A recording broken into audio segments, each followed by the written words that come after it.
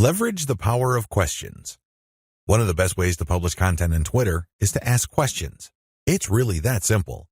You ask a question and then you post a link and then some hashtags.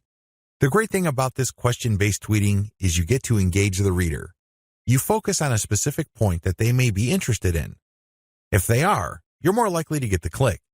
This is definitely more engaging because you start with a specific need that they have. You're not just wasting people's time by saying, hey, this might be interesting. Who cares?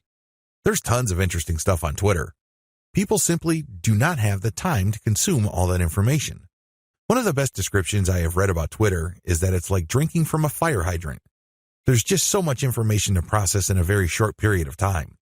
This is why most people who consume a lot of social media content don't bother to read. They really don't. They don't have that luxury. Instead, they scan by tweeting in the form of questions followed up by a link and some hashtags. You take advantage of this fact. People only need to see the right question and then you have yourself a click. It fits how people think about and process information on Twitter. Interestingly enough, a lot of marketing professionals are saying that this also creates some sort of SEO signal. This is a big deal because it can give you a search engine optimization benefit.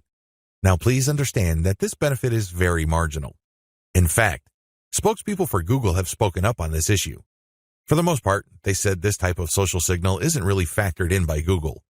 However, a lot of professional search engine optimization consultants say that there is an indirect or circumstantial benefit.